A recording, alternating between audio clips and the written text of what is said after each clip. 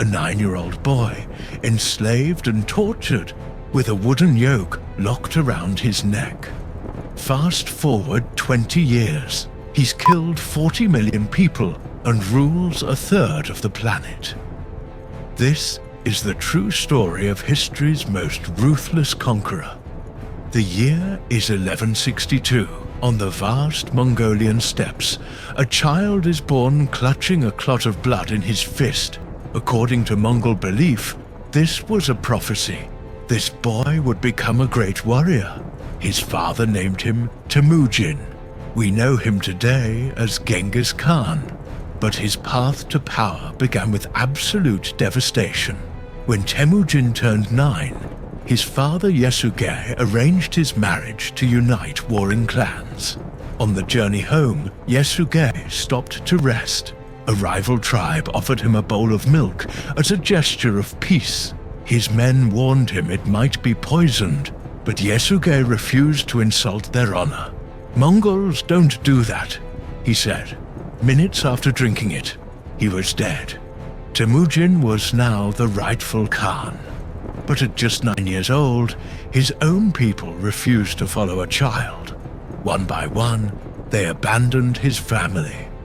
Then his father's closest ally, Talgutai, seized everything: their animals, food, even their shelter. Temujin's mother cursed him, vowing her son would have revenge. Hearing this, Talgutai decided to kill the boy, but Mongol law forbade executing anyone shorter than a cartwheel. Temujin's small height saved his life. Barely. "We'll return next year," they warned. "By then, you'll be tall enough to kill."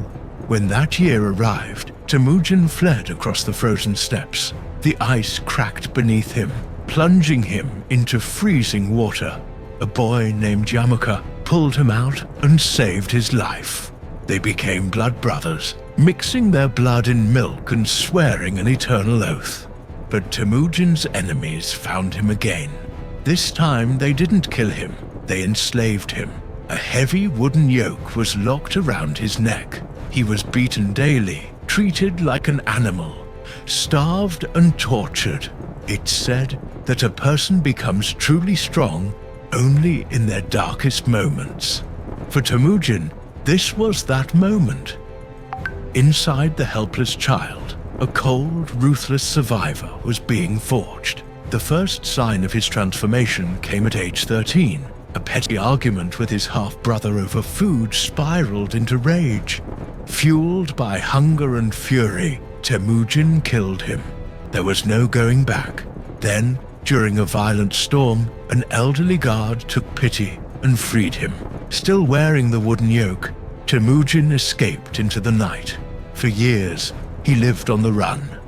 But his enemies never stopped hunting him.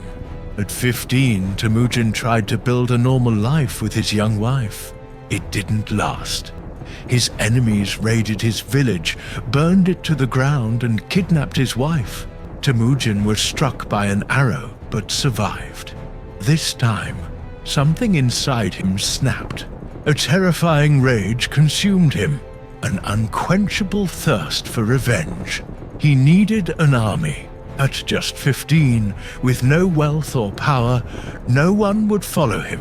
But his father's name still carried weight. A handful of loyal men stood by him. "If you want to fight, we're with you." Slowly, Temujin built a small force. He even convinced Yamuka, now a Khan himself, to join him. Together, they led 1,500 warriors in a devastating assault. Temujin rescued his wife and annihilated the enemy clan entirely. After the battle, his men expected him to claim the spoils. Instead, Temujin did something unprecedented. He gave everything to his soldiers. He kept nothing. He even spared enemy fighters, recruiting them into his ranks. This act inspired fanatical loyalty. Temujin saw an opportunity. The Mongol world was fractured. Dozens of clans locked in endless petty wars. He would unite them all. But first, he revolutionized warfare itself.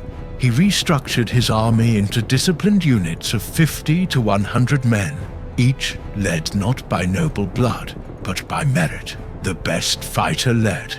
Loyalty was rewarded generously, but betrayal unimaginably brutal.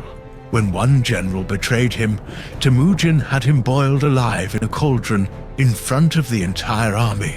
The message was clear: cross me, and you die screaming. Year after year, Temujin conquered clan after clan. Surrender, and you lived. Resist, and your entire tribe was erased. By 1206, he controlled all of Mongolia, a land once shattered into countless factions, now united under one man for the first time in history. He was given a new title, Genghis Khan, the universal ruler, but he didn't stop there. Genghis Khan engineered a revolutionary system to sustain his war machine. Every 30 to 40 miles, relay stations provided fresh horses, food, and rest.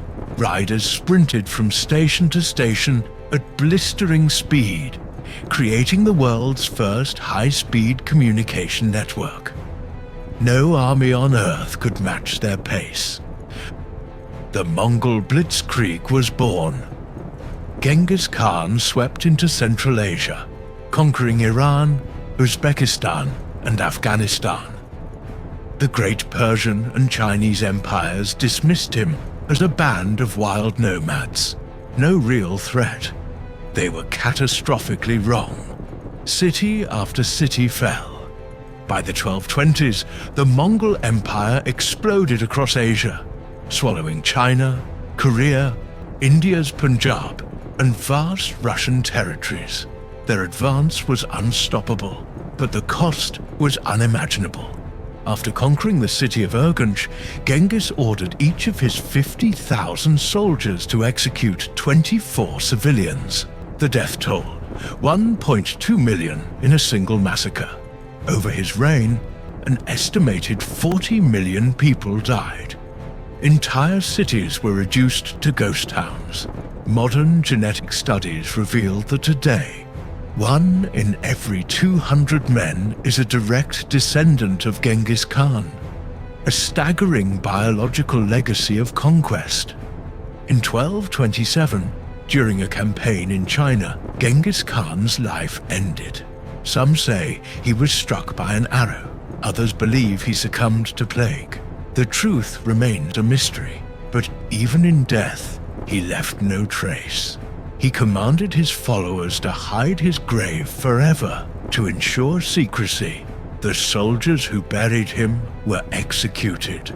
Then their executioners were killed. Finally, that group committed suicide. Thousands of horses trampled the burial site flat. Some legends say a river was diverted over his grave, erasing it for eternity. Genghis Khan never built palaces or monuments. He left behind no grand architecture, only an empire that stretched across a third of the world and a legacy drenched in blood. From a tortured slave boy with a wooden yoke around his neck to the most powerful emperor the world had ever seen, this was Genghis Khan, a man who proved that in the right hands, absolute ruthlessness can conquer the world.